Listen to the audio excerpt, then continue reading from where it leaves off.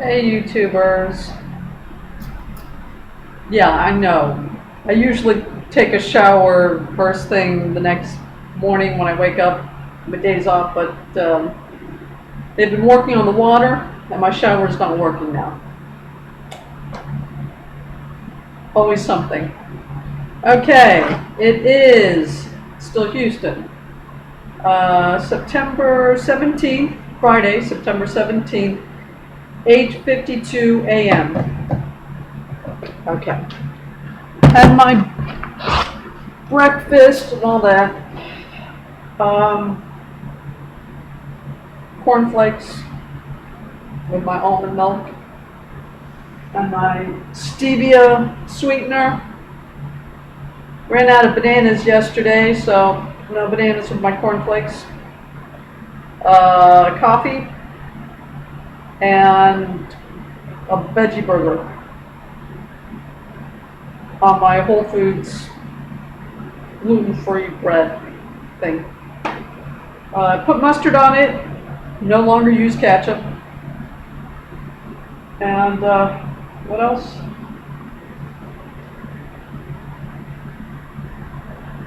Oh, I'm on the black bean veggie burger thing. I've already gone through the green thing and the mushroom thing, and they're all very good. And I think I actually like the black bean thing better, and then the green, and then the mushroom. Something like that. I don't know. I still haven't tried Tex-Mex or whatever. That's all right. I think I have more than enough variety with this. I use the veggie burger as the meat substitute for every time I'm doing the pasta thing. Every time I'm not eating a frozen entree thing, it's the pasta thing, the veggie burger, makes up one course. Then I have my salad, my spinach or kale salad with my olive oil, vinegar, and lemon dressing, and my yogurt and banana. It's another course. And then if I'm still hungry, which I usually am, I have popcorn. So whatever. Alright. What other updates? I don't know. Alright, I've been doing this stock market thing this morning. Not really stock market, really the Stock Investment Act. Let's see. I'm doing this mostly as a personal record, so I can backtrack and find out why the heck I made such insane decisions. So anyway, I started off with a YouTube video, the best investing app for beginners in 2021. And let's see, the YouTuber mentioned Robinhood, M1 Finance, Webull, Vanguard, and Acorns. And he really liked Acorns for beginners. But the thing with Acorns is they don't let you choose your stock. So right there, I lost interest. He goes into detail. He just continues on with Acorn. He goes into details or whatever. At that point, I wasn't even listening. But anyway, I went on to another video. Top 10 investing apps. This is from Andre Jing. I don't know how you pronounce his last name. I'm sorry, whatever. He gets into number 10, Mint. Number 9, Personal Capital. Number 8, Acorns. Number 7, Wealthfront. Number 6, Vanguard. Let's see. Number 5, Fidelity. Number 4, especially as an international options, IKER. I don't know, whatever. Number 3, M1 Finance. Number 2, Robinhood. And number 1, but not for, everyone says this is not for beginners, because they say it's too complicated. They give you a bunch of information a beginner does not need to mess with at that point in time. Webull. Again, everybody likes Webull. They just think it's too complicated for beginners. Alrighty. But the thing with this guy is he went into some more details about Acorns. And the thing that piqued my interest is the way they have it set up. Like, it's basically set up to the amount of risk you're willing to take. And, conservative, very conservative, moderately aggressive, or something like that. Anyway, the vlogger, the guy that was doing the YouTuber, personally he chooses moderately aggressive. But considering my time frame, I'm already an old fart, and a lot of these things, the way they approach it, to me, I consider gambling anyway. So if I'm going to go in, I'm going to go in. So I would choose aggressive, but you're not like buying a stock of any particular company. You're buying percentages with the amount you're putting in.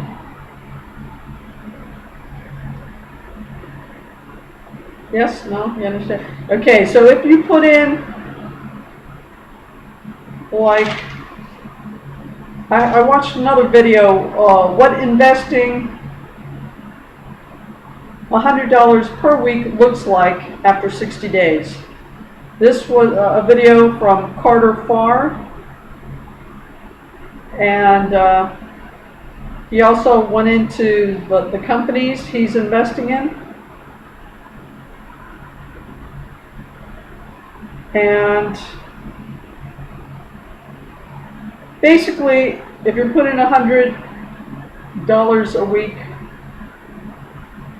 10% can go here, 20% there, 2% there, and all that kind of stuff. So, fine.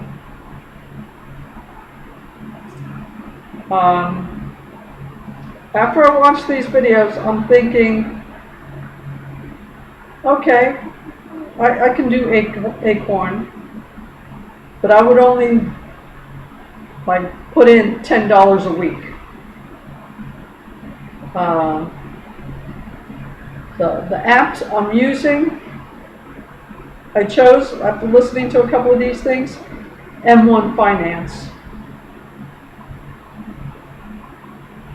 It has, the way they set it up, they use a format, what is it? MyPie. The way that the visual they give you is like a pie. And you see the percentage of, okay. And I'm going to put the links into these videos. And I'm probably going to put what decision I made after watching these videos underneath these things, but whatever. Okay, what did I put down in here? I know I wrote it down because I was thinking, oh heck no. Oh, there it is. Acorn, $10 a week. M1 Finance, $50 a week. I have question marks on these things as I'm writing down my little notes. But I think that's the way I'm going to handle it. And instead of, like I said, instead of moderately aggressive, because I'm already an old fart, I'm just going to put, aggressive. Because if you're going to gamble, if I'm not choosing from it, as far as I'm concerned, I don't trust you at all. It's all a gamble. So that's fine. But only $10 a week. The M1 Finance, you choose your thing. I'll put in $50 a week. Okay, so after listening to some of these videos, I'm figuring, another thing. I added a couple of more companies after listening to what investing $100 per week looks like after 60 days. After I heard his list, he mentioned PayPal and Shopify. And since I'm obviously using both of those, I added them to my list. But I only put Shopify as 2%. Because at this point, I'm not convinced that it's not a scam anyway. So, anyway. Okay, so I put Shopify, but initially I put 2% on that. PayPal, 5%. Okay, so this is how I broke it up. After listening to some of these things, and actually, investing with M1 Finance after 1 year. Don't make my mistakes. And, oh, I didn't write down his name. No. But anyway, I'll put a link to this guy's video as well. And this is how I ended up. Let me go ahead and mention the companies again. I already mentioned the initial companies I had selected. Tesla, Amazon. The reason I didn't pick SpaceX is because it's a private company, so we can't do that anyway. Anyway, my initial companies were Tesla, Amazon, Walmart, Target, Mickey D's, Public Storage, U-Haul, Avis Budget car rental. And after watching one of the videos, I added PayPal and Shopify. Now, after watching investing with M1 Finance after 1 year, don't make my mistakes, I added these percentages to it. Tesla, 7%. Amazon, 7%. Walmart, 5%. Target, 5%. Mickey D's, 10%. Public Storage, 10%. U-Haul, 10%. Avis Budget, 7%. PayPal, 5%. Shopify, 2%. The thing of it is that didn't make up 100%. So then I started tinkering with it. Amazon from 7% to 10%, question mark. Walmart from 5% to 7%, question mark. Target from 5% to 7%, question mark. PayPal from 5% to 10%, question mark. And Shopify from 2% to 5%, question mark. Alright, I don't know if you can see all that. Okay, that still didn't make up 100%. Okay, so I said, here, add 2% to everything. The thing of it is, I think I'm over now. So, underneath that, not, and I put Shopify, ... Walmart, ... Mickey D's. In other words, I had to think hard about it to try to add to it. If I took away too much, I would add extra to Tesla, ... Public Storage, ... U-Haul.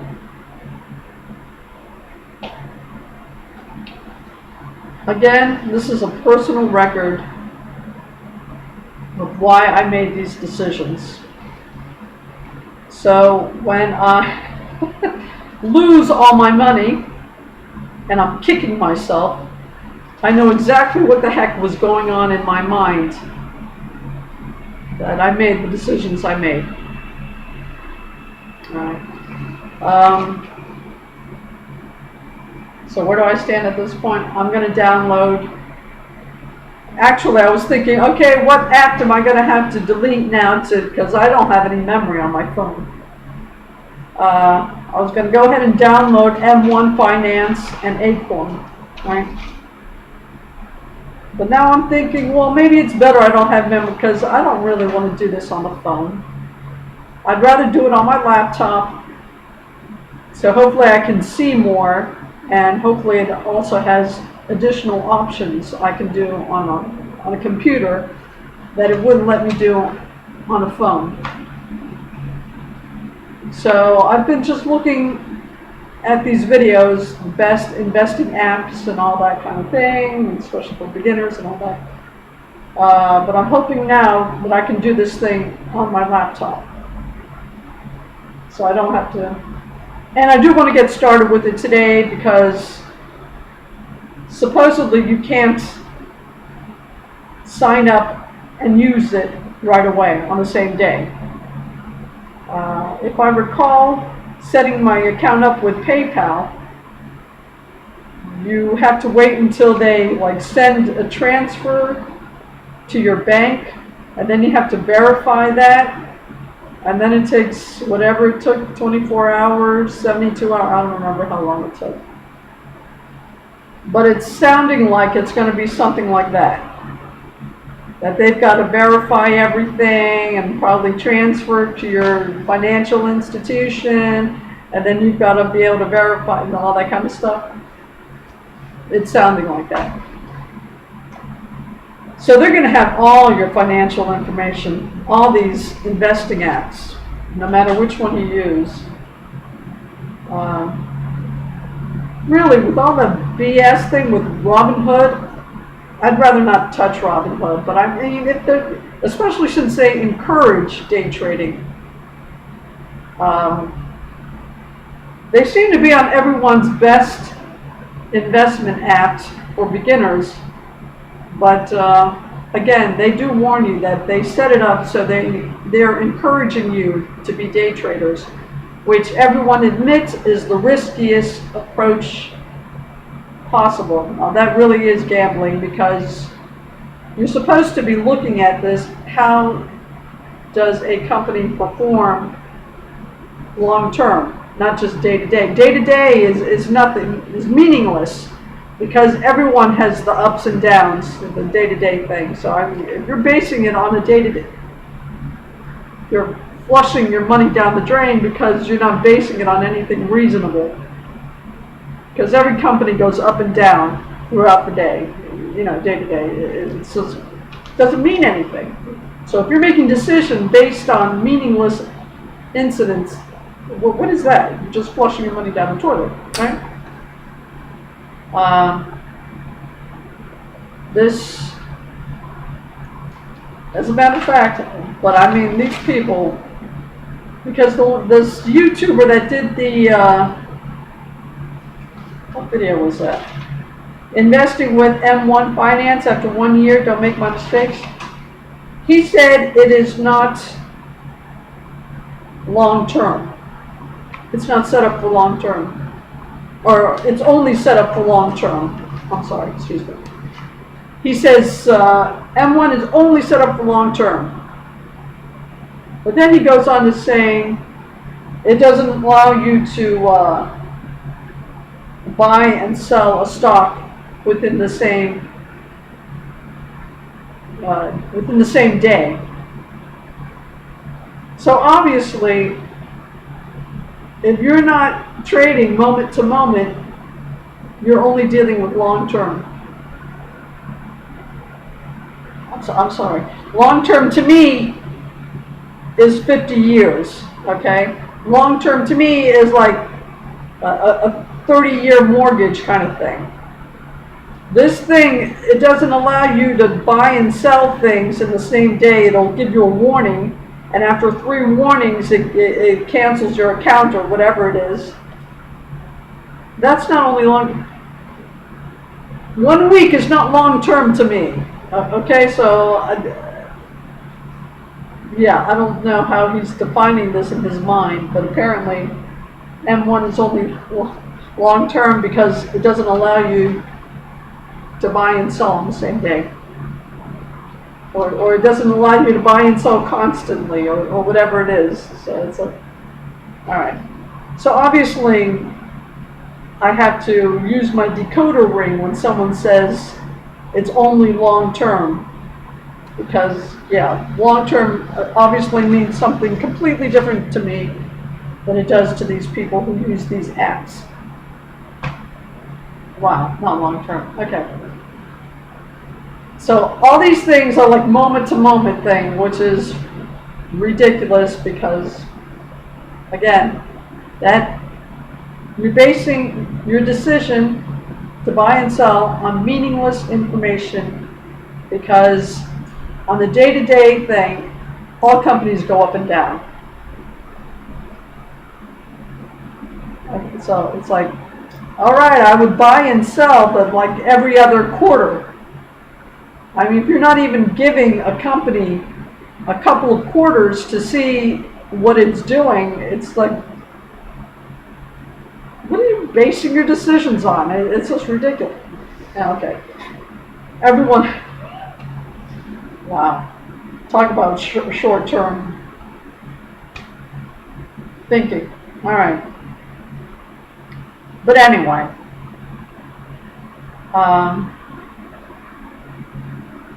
yeah, I don't consider one day a meaningful information at all. That doesn't make sense to me. And but okay. I don't even know what you would do with just one quarter.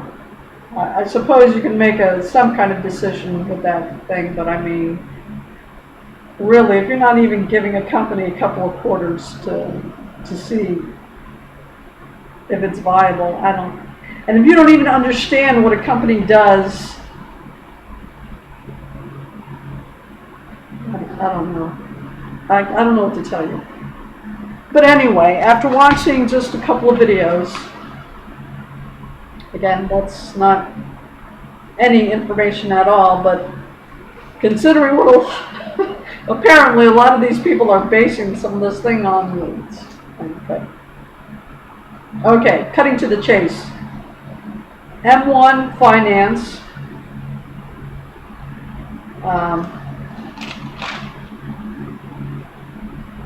$50 a week with the companies I've already feel comfortable putting money in. At least more comfortable than just watching it sit in the bank, knowing what's happening, and having no confidence in the currency at this point.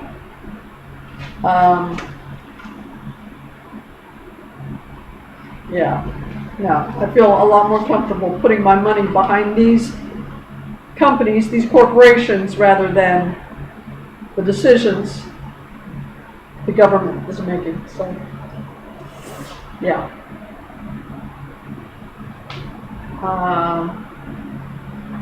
Not to be too timid about it, these people are out of their freaking minds. Okay, so, yeah. Don't base your decisions on what a company does day in, day out, because the up and down, day in, day is meaningless. At least give them a couple of quarters if you actually have to think about looking at a company and deciding if it's a viable thing before you put your money in. It's like,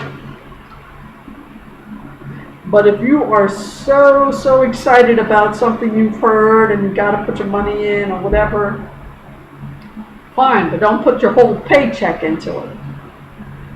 All right? Put a little bit into it, see how it performs over a couple of quarters, and then you can decide whether you want to put more or less. Because if you just throw your entire paycheck at it, it's like, I mean, if you're into gambling, then fine. But I mean, that's all you're doing. Okay. Anyway, I'm familiar with these companies. I feel more comfortable with the decisions they've been making, considering what a viable force they are, than the government. You still need savings, though.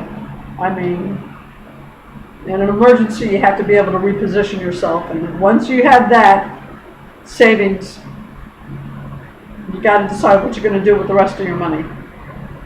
Because if you're just letting it sit with the decisions, or the non-decisions, non-actions these people are doing, well, that's on you. But okay, it's already 25 minutes. And this is really just a personal record to trace how I made these decisions and why I opted to go ahead and invest. And yeah, that's where it stands at this point in time. I'll put the links to those videos and put the list of the things and why and all that kind of stuff. At least it'll make sense. I hope, looking back on this, it'll make sense to me why I made these decisions. Okay, YouTubers, that's my update. It is 9:16 a.m. What was it? September 16th, Friday. Still Houston. All right, YouTubers. Talk to you later.